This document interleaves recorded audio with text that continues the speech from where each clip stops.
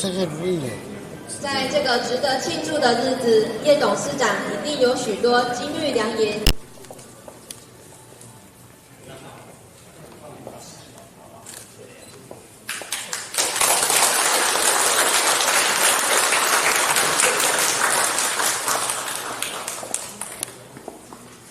谢谢郭宏耀老师、卢婷佳学长、杨坤生学长颁发感谢牌。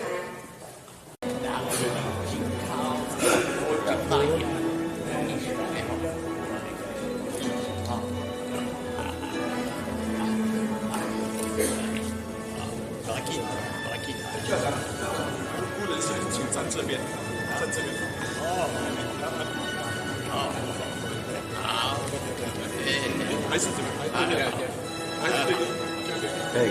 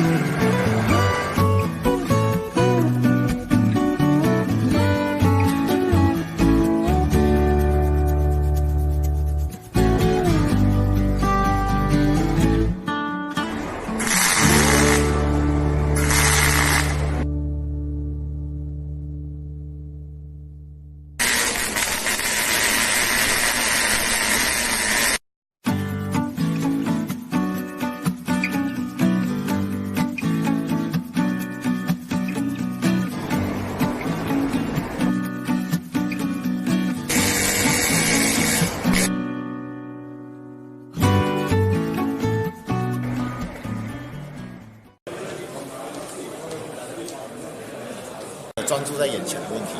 不过有一个好处就是，当眼前的问题一个一个解决的时候，比赛结束的时候，你大概就会知道你自己的名次在哪边。所以那种完成项目然后解决问题的这种结果是很踏实的，对我而言。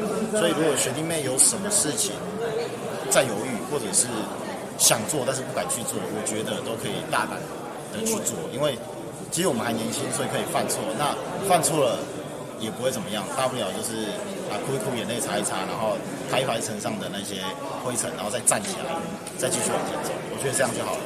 过程中给我们的压力，就足以让我们面对未来的挑战。因为我们比赛会有时间性的压迫，你必须要完成这一件事情。然后因为我们过程中其实压力，我们几个压力的压力都蛮大的。那如果排除就是有时候就是耍废，就是睡觉睡饱一点啊，还是去吃个东西、看个电视这样。然后因为像刚刚另外团队讲的，其实我们策略，因为我们的分数是会有就是我们的分数就是会互相拉扯，就是说我比你快，你可能分数就会被我拉下来的问题所在。因为我们这次去俄罗斯，其实我们不是整台机台做好带到俄罗斯，而是我们是把铝材跟刀具带到俄罗斯，然后用它现场的设备去进行制作，然后把那一台轮椅从现场把它生出来这样子。